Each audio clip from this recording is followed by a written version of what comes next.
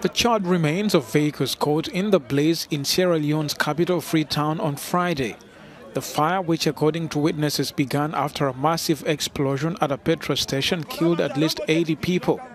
The flames then spread from the site of the blast, burning people in cars and on roads nearby. Rescue operations were still underway on Saturday morning, according to the Red Cross. It said many were being treated with burns at various hospitals in Freetown. Security forces and onlookers toured the site of the disaster, where some of the debris was still smoldering on Saturday morning. Vice President Mohamed Jude Jallo also visited the site on Saturday. Keen to be seen as Ethiopia's government in waiting, 9 opposition groups and armed movements formed a coalition in Washington Friday as they sought to ramp up pressure on Prime Minister Abiy Ahmed's government, whose forces have been battling rebels for over a year. Addis Ababa has dismissed the alliance as a publicity stunt. On the same day, the Security Council called for an end to hostilities. The members of the Security Council called for refraining from inflammatory hate speech and incitement to violence and divisiveness. The members of the Security Council called for the respect of international humanitarian law, for safe and unhindered humanitarian access. Ethiopia on Friday called back retired soldiers and veterans to rejoin the military, setting a November 24th deadline to register.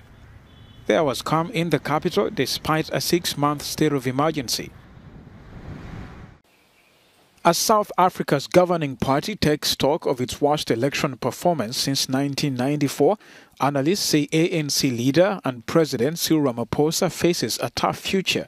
William Gumede says Ramaphosa will be faulted for the dismal show in the municipal polls at the party's next national conference. For President Cyril Ramaphosa now, the next big crisis that he's waiting within the party is the ANC's national conference, where the ANC will have to elect new leaders and where he have to stand for re-election.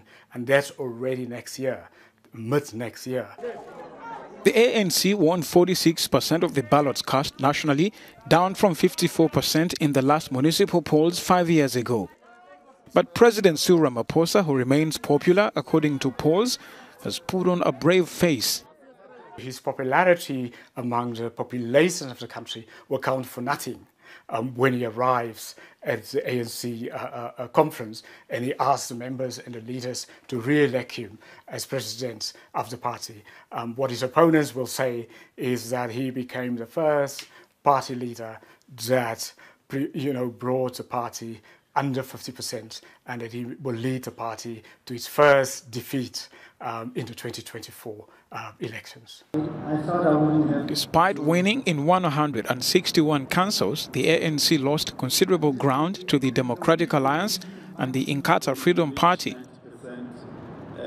The problem with Ramaphosa, so he is now over half of his term as presidential term of the country. Although he fought corruption, many South Africans think he hasn't done enough. But his party thinks he has done too much. And that is his dilemma.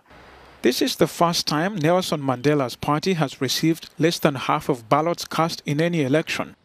The African National Congress has been blamed for rampant government corruption, poverty, inequality, and mismanaging the pandemic response.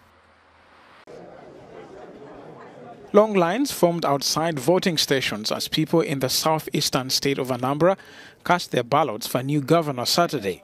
Analysts say the conduct of the exercise will be a key test for public confidence in Nigeria's electoral system ahead of the 2023 presidential election. Voting is happening under tight security with more than 30,000 police deployed. Anambra is one of the states where a separatist movement called IPOB has been accused of staging attacks on police stations and election commission offices.